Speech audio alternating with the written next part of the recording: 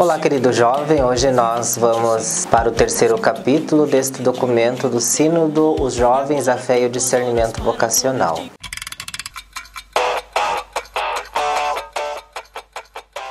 Terceira parte, naquela mesma hora voltar. O terceiro capítulo fala da missão.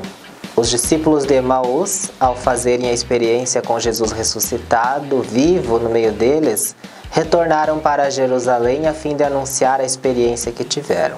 Qual é a missão da igreja para com os jovens? Não se trata de fazer algo por eles, mas de viver em comunhão com eles. O Sínodo fez esse processo de estar com os jovens, ouvi-los e considerar o que eles têm a dizer. A avaliação foi muito positiva deste modo de proceder, ao ponto de os bispos considerarem a sinodalidade como o modo natural que a igreja deve adotar para com as suas atividades. Agindo assim, valorizará a participação de todos os batizados e das pessoas de boa vontade.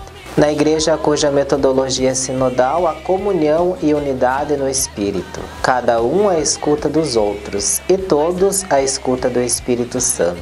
Não há uma substituição ou diminuição da autoridade, mas ela é entendida em termos de serviço. Aos pastores é dada a tarefa de acompanhar os processos de discernimento comunitário para interpretar os sinais dos tempos à luz da fé e sobre a direção do Espírito. Aos jovens, dá-se a missão de ajudar a igreja a realizar a passagem pascal da saída. Uma nova evangelização, eficiente e eficaz, deve colocar as relações humanas à frente das estruturas. Ainda que as estruturas sejam importantes, não basta ter estruturas, se nelas não se desenvolvem relações autênticas. Explicando melhor, a evangelização se dará pela vivência do amor em relações fraternas. Na verdade, é a qualidade dessas relações que evangeliza.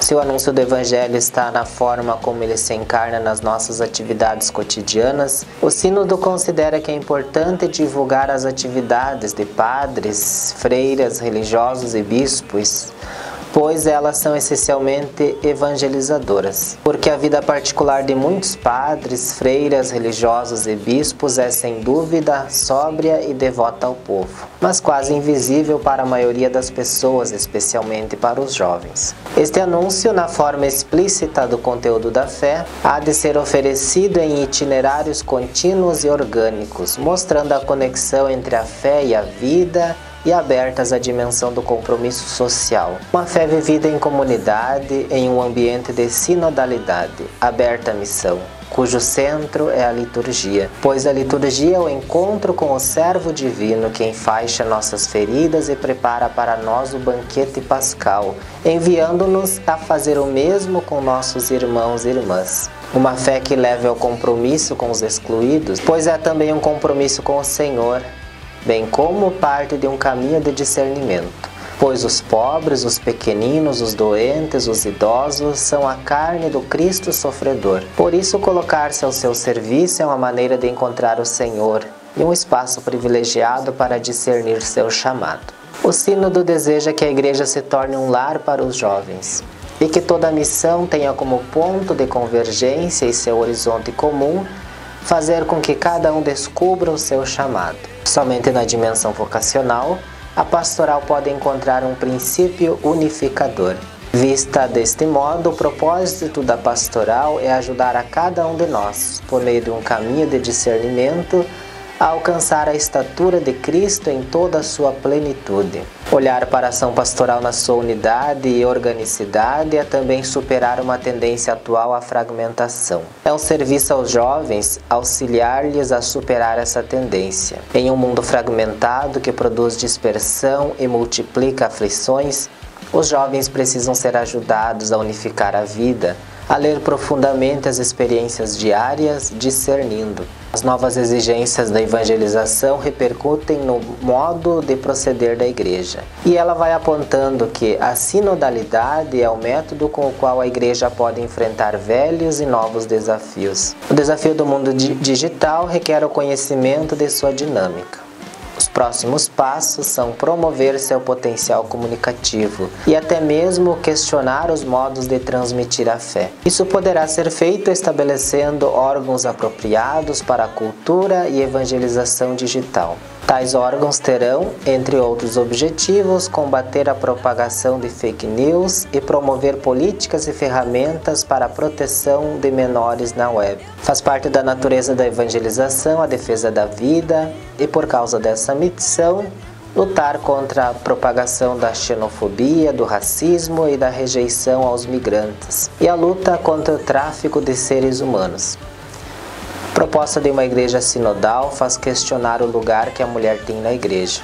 O que se deseja é a valorização da mulher e que haja presença feminina nos organismos eclesiais em todos os níveis, não somente na execução, também nas decisões. O que também se aponta à igreja como desafio é a luta para transmitir a beleza da visão cristã da corporeidade e da sexualidade. Ainda que a igreja tenha uma posição firme e clara nesta questão, luta contra qualquer discriminação e violência com base na sexualidade.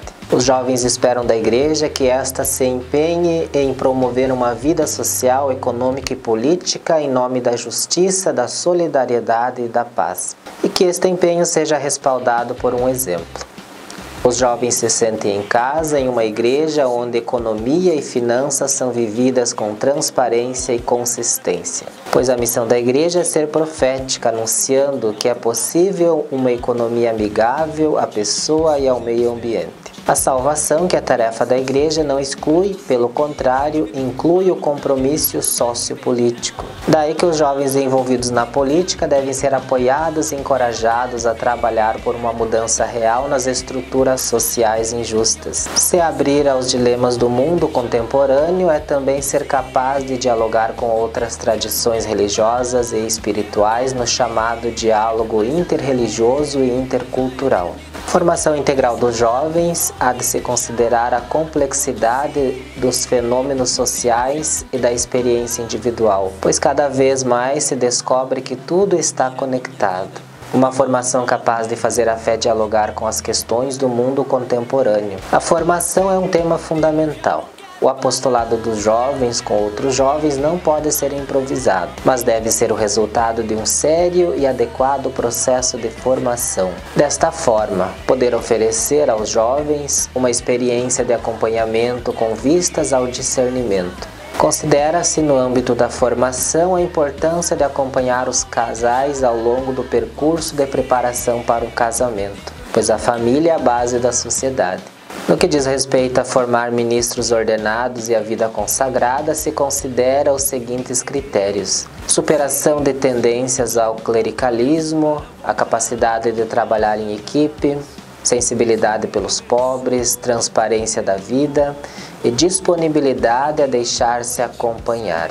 Concluindo então este documento do Sínodo dos Jovens à Fé e Discernimento Vocacional, percebemos que relaciona 3 palavras para dizer que todas as diferentes vocações coincidem em um único chamado à santidade. Por isso a igreja, que pretende auxiliar os jovens no discernimento vocacional, deve ter figuras de referência que verdadeiramente buscam a santidade, para poder convidar os jovens a tornarem-se santos. A santidade é a chave para os novos tempos da evangelização.